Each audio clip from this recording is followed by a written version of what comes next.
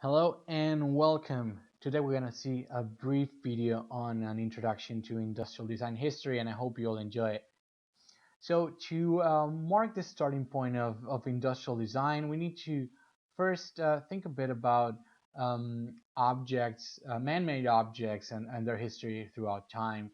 So for that, let's think a bit about this kind of objects. It doesn't matter if they are primitive or more complex, what they all have in mind is that objects used to be made by artisans. So, made by an artisan, made that someone was not just in charge of building the object, but also of deciding how it should be. So, this form, shape, and function of the object depended, or it was related to both the skills and the tools available for that artisan. And that was the case pretty much for a long time. But at one point in time, that change in that moment was the 18th century, and a very important process called the Industrial Revolution. The Industrial Revolution was, as you might know, a process taking place first in England, but then throughout Europe and eventually the world that radically changed the way we make stuff, the way we produce things, and then we start to see a shift for objects being designed by someone and built by someone else, and that's where we see what we can call the beginning of industrial design as such.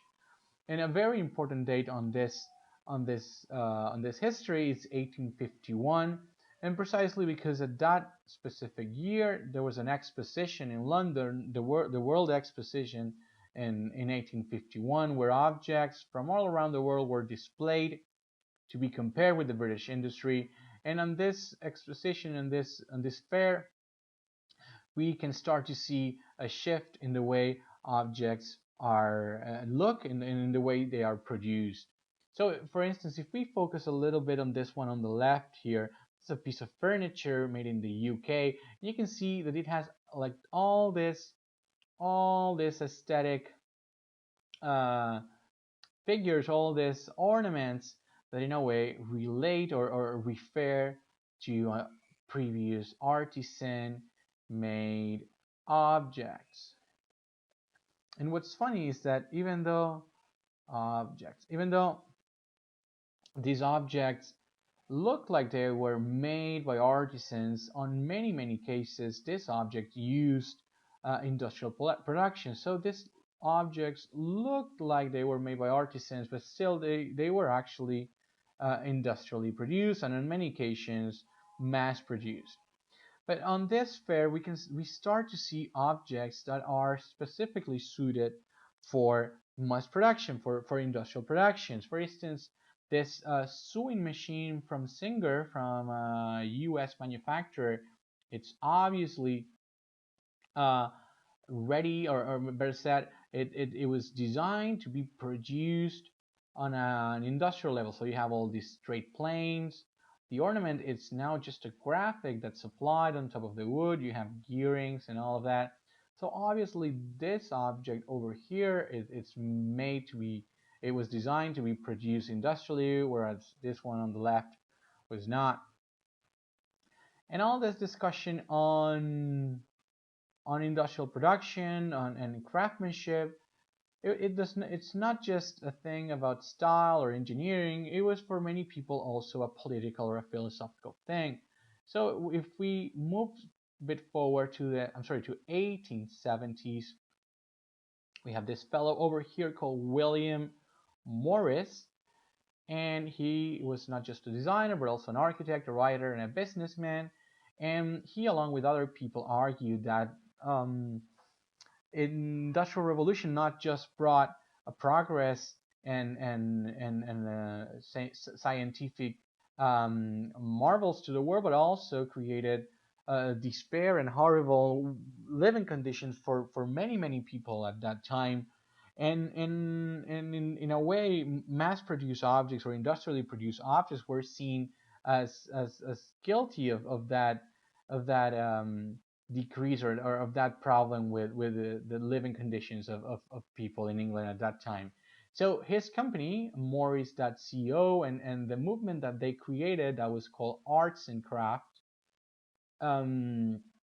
arts and craft, created objects like this piece, like this wallpaper or this piece of furniture that were built using craftsmanship and handmade production in a way opposed to mass production and what they see as a new world order or a new production, a new way of producing things that was in a way taking humanity out of human beings.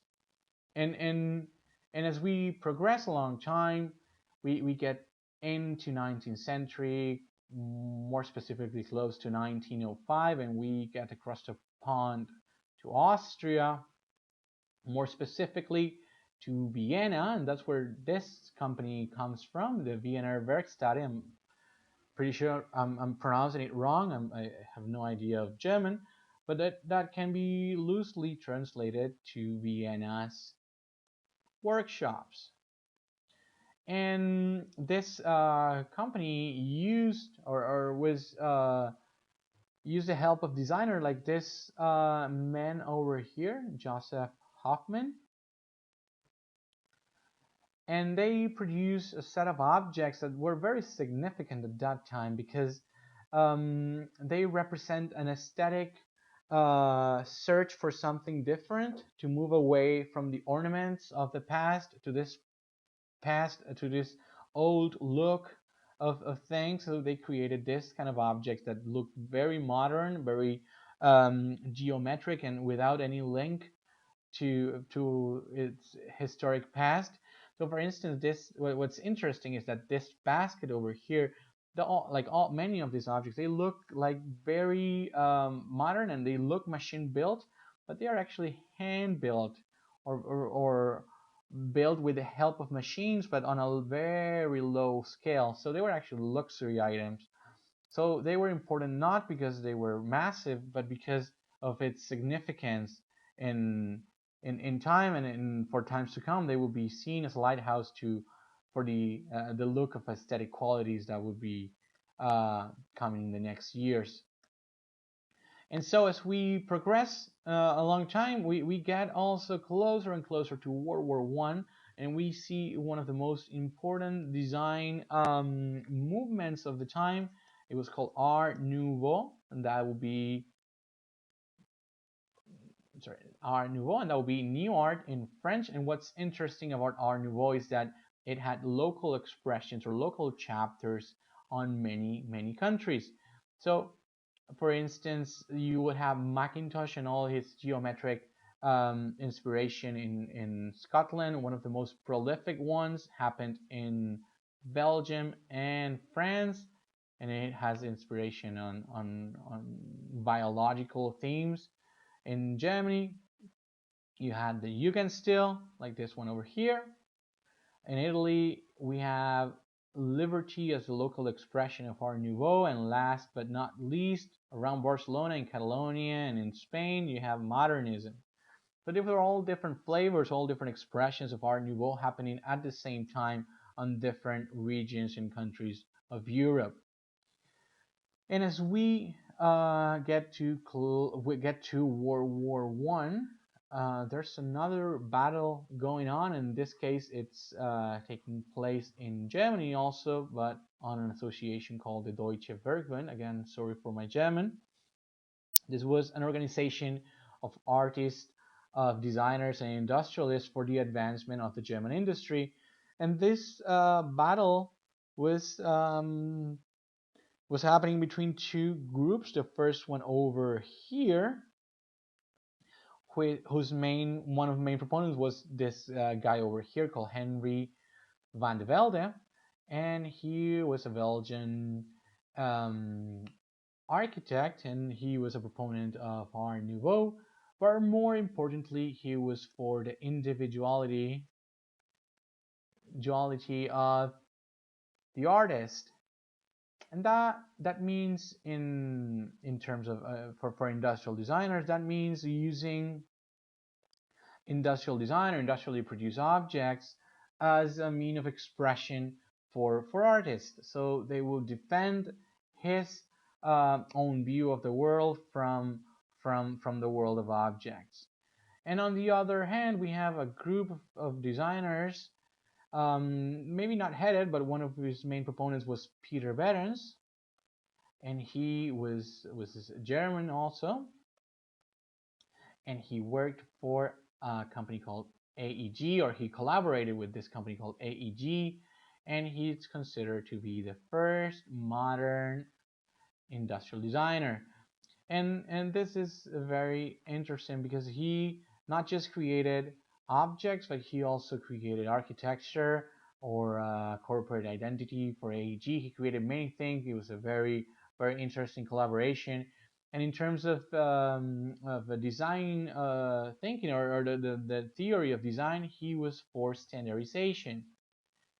And this was the main battle going on in the Deutsche Werkbund. Those who were for standardization and those who were for the individuality of the artist. And indeed, standardization in terms of industrial design means designing for the industry and designing for sharing common parts and using alternatives to create new products. It's basically design for the industry.